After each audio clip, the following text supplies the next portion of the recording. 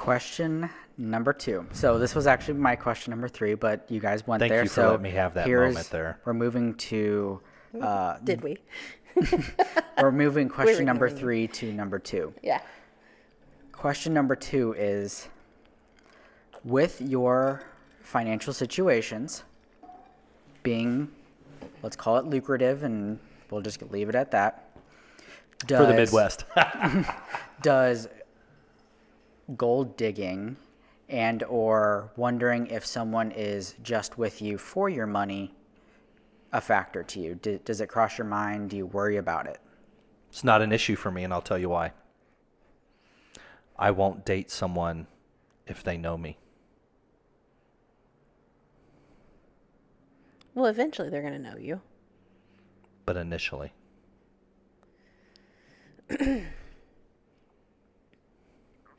So I have 5 children. Let's go to that. Meanwhile, back at the Kentucky ranch, I got 5 kids.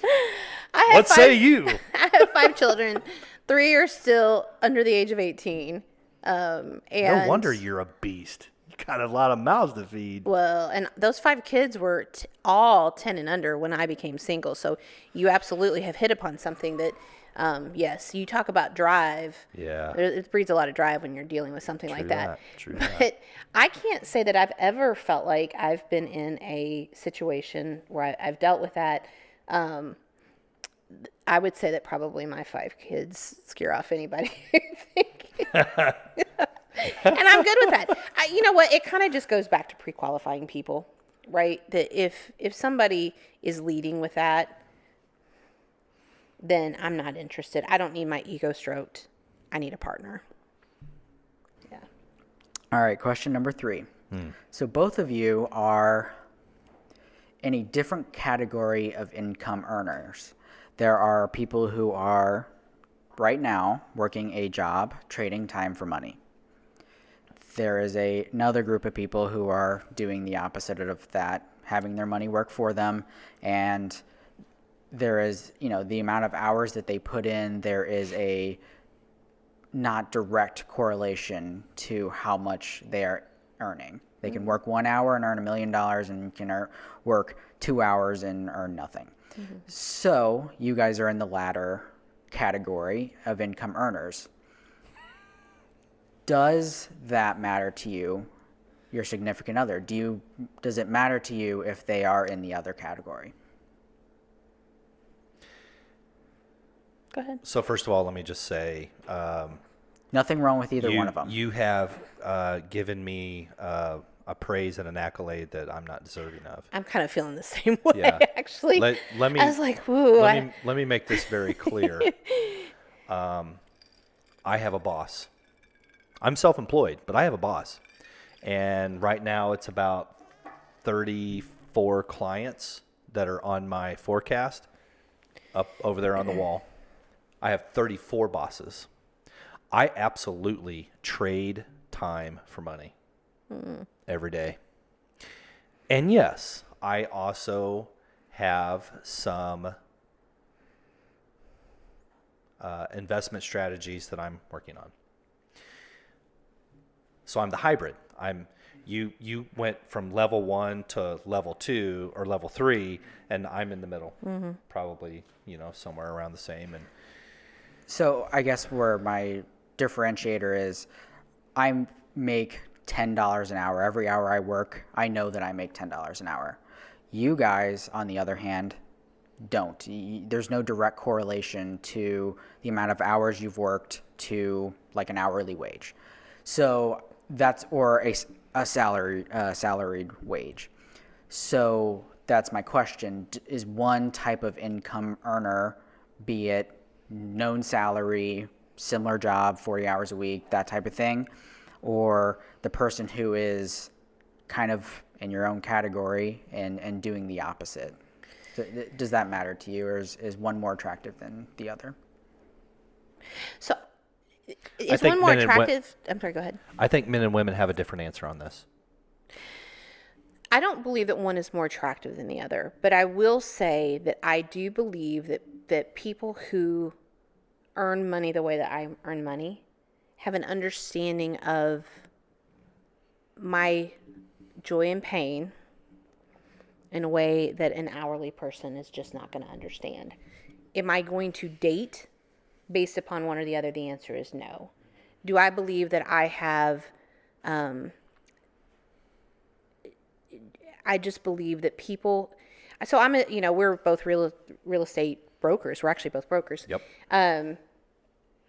We're self-employed people.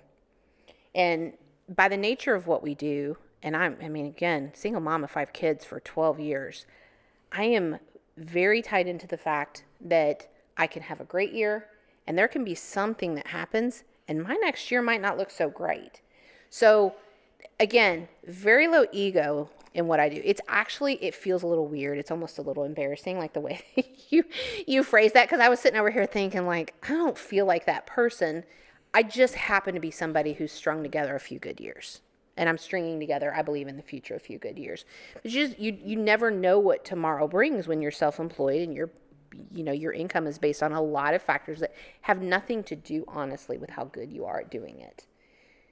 So that said, I would date either.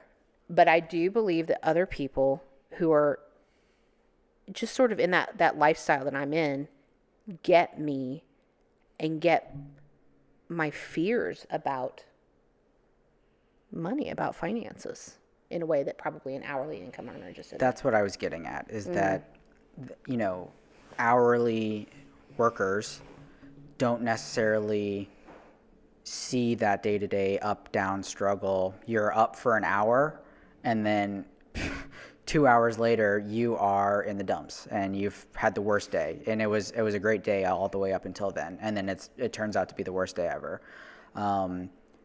That understanding between people, and knowing that,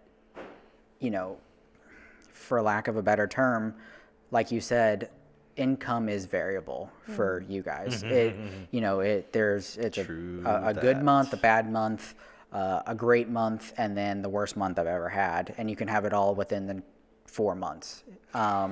And for someone who either doesn't understand that, or for someone who is looking for consistency in their relationship, and consistency in income, and consistency in bills, and all that, and structure, that can be very intimidating and scary. So I actually have a great story of this, and I don't want to overshare because, I just don't want to overshare. Please do. This is, look, we have fun on here. Yeah. Right? And everything we do is fun and lighthearted and comical, and we drop a few, anecdotes, whatever, but this is an important topic. So last year, COVID, maybe people will be watching this, many years down the road, but last year, 2020, COVID hit. And I had started the year with a bang. So I said this year is going to be phenomenally better than last year. Started the year with a bang, ended the year with a bang, running like crazy in 2021 so far. We're in February of 2021. But when COVID hit last year, because of the nature of the type of real estate that I do and the type of clientele that I work with, they got scared. And I went 4.5 months last year. I went 4.5 months with no closings last year. No. And at the time, I was dating somebody who was a high income earner but a salaried person. He got a bonus, but he was a high income earner but a salaried person. And I innately knew that it was temporary. It was going to come back. I had a phenomenal early part of the year. I did too. I had a a kick ass second half of the year, the last part of the year. But I had closed 82 transactions last year. I went 4.5 months with no closings. And he freaked the heck out. For him, it was a freak out moment. And I, as a real estate broker I've been in this business 20 years, I'm like, listen, it's going to come back. Yeah. And he was ready for me to go find another thing to do. I'm like, I've been in my career for 20 years. 20 years. This is what I do. I love what I do. Like, I can't even imagine doing something else. Yeah. And he was ready for me to go find another job because That's he insane. couldn't understand it. Yeah, there's people even in our own industry that don't understand what we understand. Right. And so for me, Yeah. is there a benefit to dating somebody who understands? The answer is yes. Is it a must? It is not a must. Yeah.